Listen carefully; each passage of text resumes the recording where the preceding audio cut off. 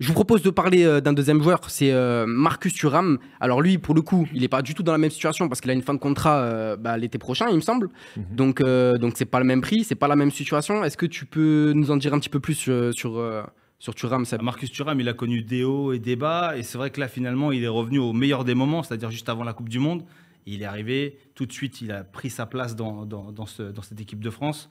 Il a joué, il a montré des belles choses. Et là, il arrive au meilleur des moments pour négocier au mieux son futur contrat. Donc aujourd'hui, est-ce que c'est quoi de mieux de partir maintenant, partir l'été prochain?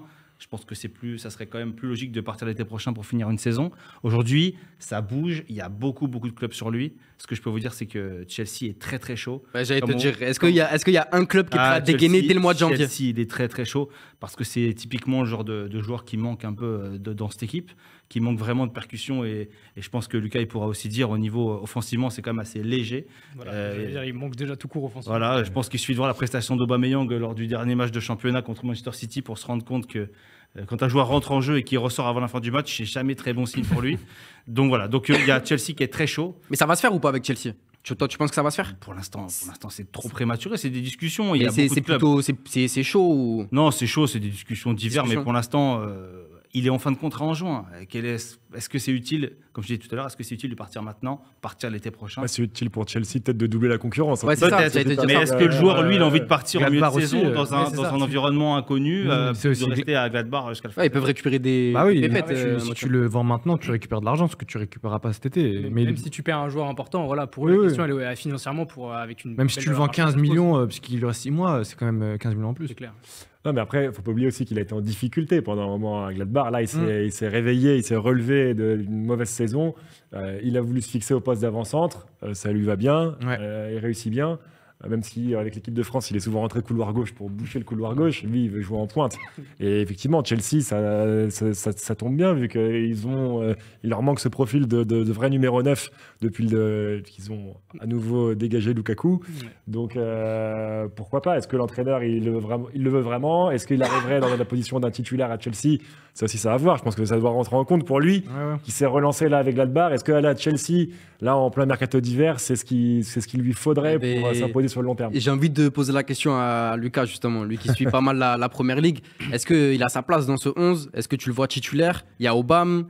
T'en penses quoi par rapport à ça? Aujourd'hui, Marcus Thuram vient, il est titulaire.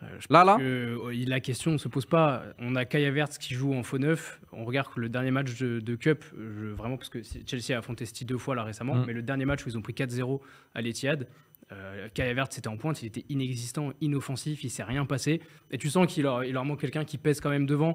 Aubameyang, c'est pas du tout ce profil. Et puis même Aubameyang, il sous-performe. On sent qu'il s'essouffle doucement, mais sûrement. Voilà, on approche de la fin de carrière là, un peu plus. Ouais, c'est compliqué pour lui, c'est très compliqué.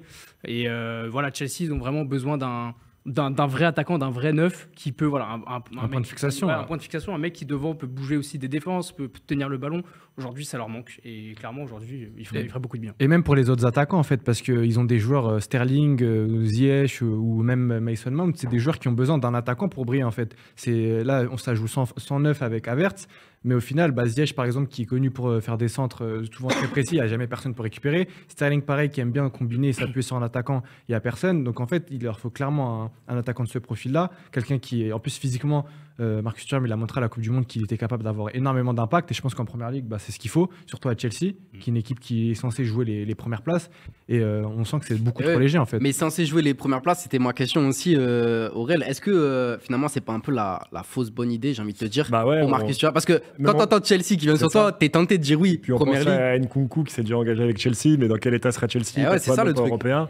Mais c'est pour ça que je rejoins Seb quand tu disais que est-ce que lui c'est le bon choix de choisir dès maintenant, alors que dans 6 mois t'es libre et t'as plein de clubs qui vont te tourner autour. En plus, pendant la Coupe du Monde, il y avait pas mal de joueurs de l'équipe de France qui venaient le voir en mode dis donc Marcus, nous on t'accueillerait bien dans notre club.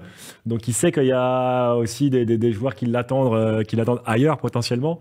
Donc à voir si lui ça vaut pas plutôt le coup d'attendre un petit peu, de voir vraiment exactement quels clubs vont s'intéresser à lui au cours des prochains mois.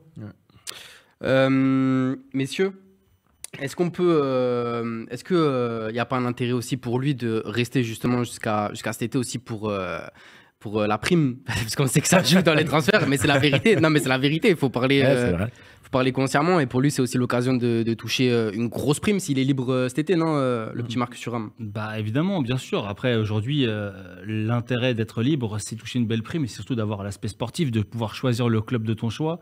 Et le club de ton choix, quand il n'a pas d'indemnité à payer, forcément, la bataille, elle se joue là. Et surtout... Et sur le salaire aussi. Elle se joue sur le salaire et donc sur la prime. Mais globalement, c'est surtout le fait de pouvoir choisir son club. Donc, du coup, choisir un club qui va potentiellement avoir un projet sportif et financier à la hauteur de ce que tu attends, qui va te permettre justement de négocier au mieux. Donc, en fait, c'est un espèce de cercle vertueux, on va dire, dangereux mais vertueux quand ça se passe bien, comme ça se passe bien pour Marcus Thuram, où tu as vraiment un alignement de planètes parfait pour lui.